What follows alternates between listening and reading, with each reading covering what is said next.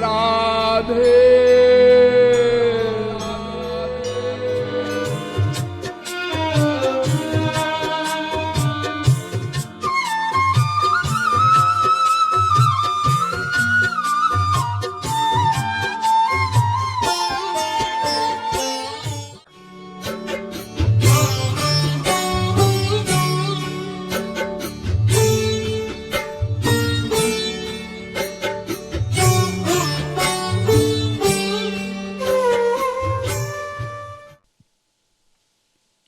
जिस मंत्र की व्याख्या होनी है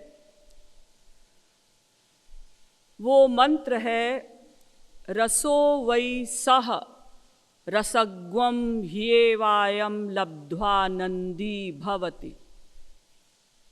तैत्तिरीयोपनिषद दूसरी वल्ली का 7वां अनुवाक। रसो वै सह, वो रस ही है। रसग्वम ह्येवायं लब्ध्वा नंदी भवति। उस रस स्वरूप भगवान को प्राप्त करके ही अयम यानी यह जीवात्मा आनंदी भवति, आनंदमय हो सकता है। तो रसो वै सह, वो रस ही है। वो कौन?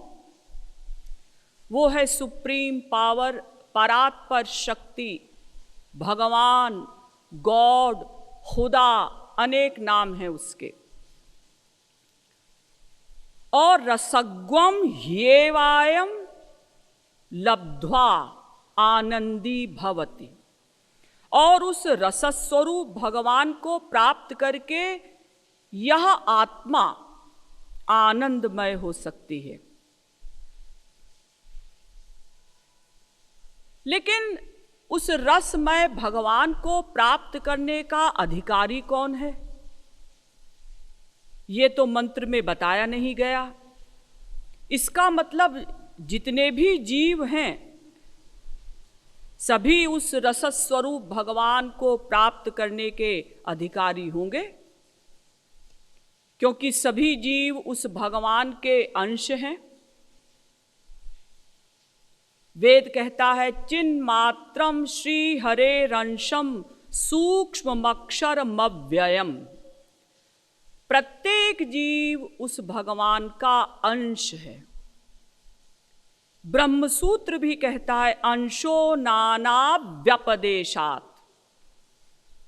ये जीव भगवान का अंश है और उसके उस भगवान से नाना संबंध हैं।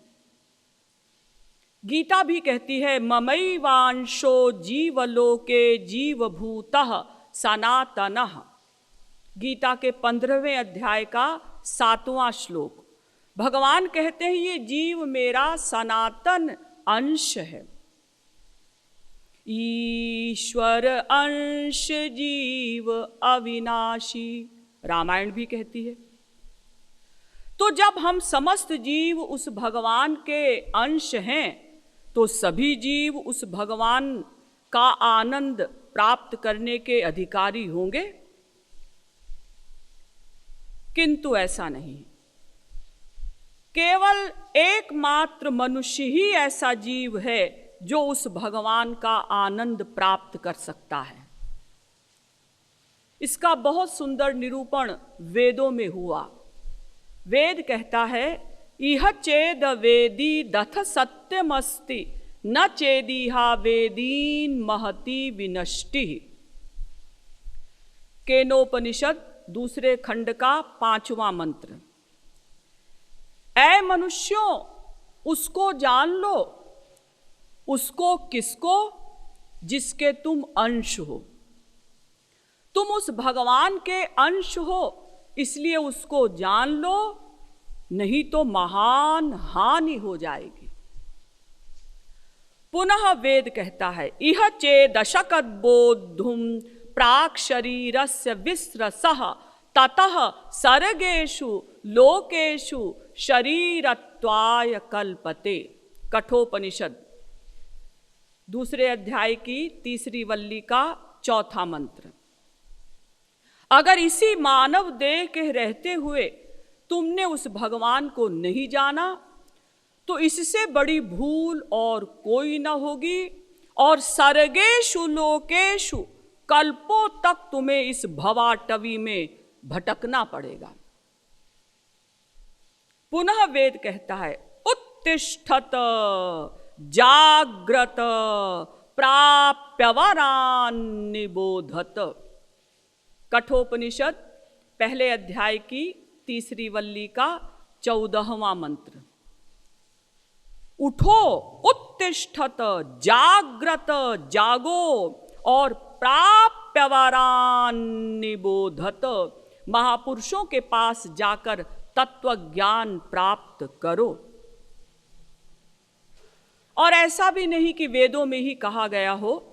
18 पुराणों के बनाने वाले वेदव्यास जी भागवत में लिखते हैं, दुर्लभो मानुषो देहो देहिनां क्षणभंगुरः तत्रापि दुर्लभं मन्ये वैकुंठ प्रियदर्शनम।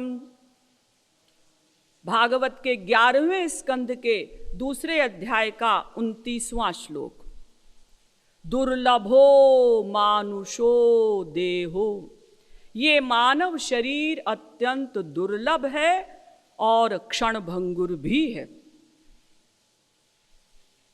नृदेहमाद्यं सुलभं सुदुर्लभं प्लवं सुकल्पं गुरुकर्णधारं मयानुकूलेन नभस्वतेरितं पुमान् भवाब्धिं न तरेत् स आत्मः। भागवत के 11वें स्कंद के 20वें अध्याय का 17वां श्लोक। इसका अर्थ क्या है? इसका ठीक अनुवाद तुलसीदास जी ने रामायण में किया। नरतनुभव बारिधि कहाँ बेरो, सन्मुख मरुत अनुग्रह मेरो, कर्णधार सद्गुरु दृढ़ नावा, दुर्लभ साज सुलभ करि पावा, जो न तरै भव सागरहि। नर समाज अस पाय, सोकृत निंदक मंद मति, आत्महन गति जाय। मनुष्य शरीर मिला और महापुरुष भी मिला। इतना सब कुछ प्राप्त करके भी जो आत्म कल्याण के लिए प्रयत्न नहीं करते वो आत्म हत्यारे हैं। महाभारत भी कहती है, न मानुषात् श्रेष्ठतरम हि किंचित।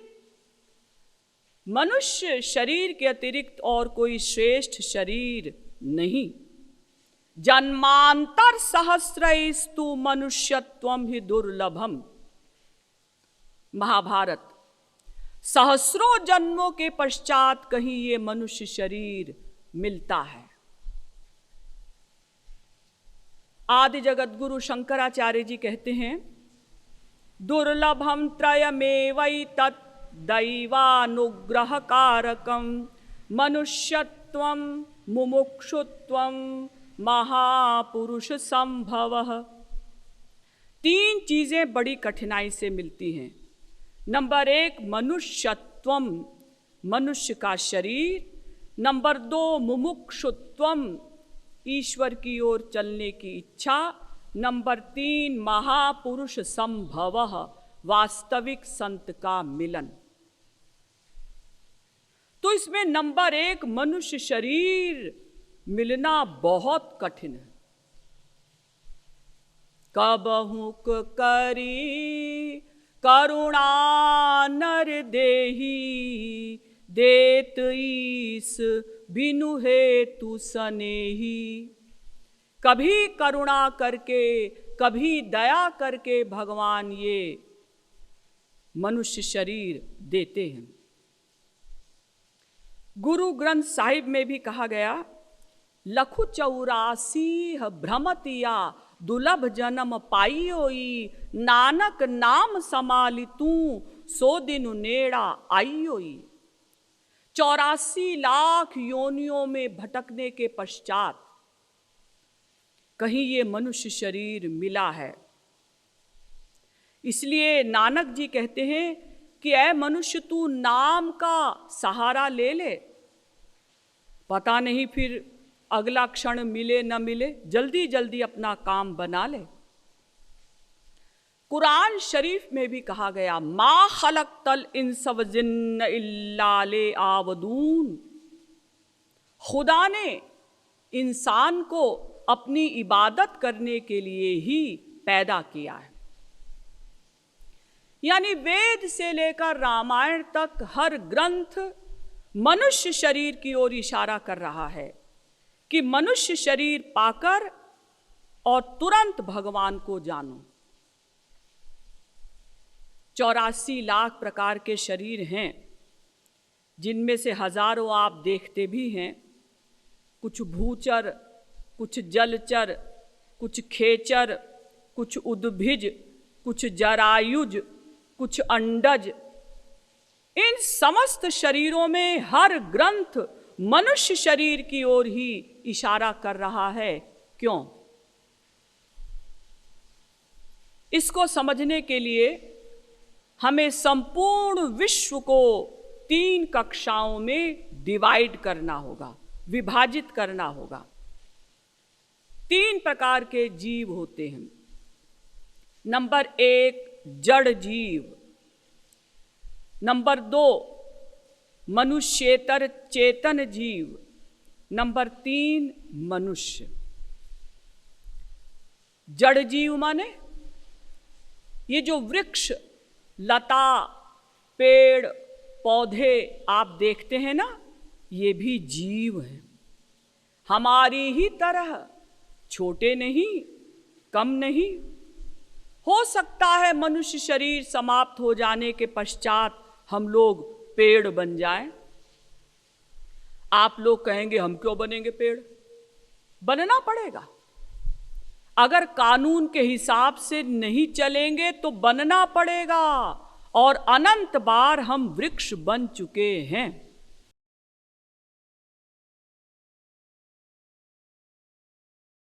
दीन बंधु दीनानाथ गोविंद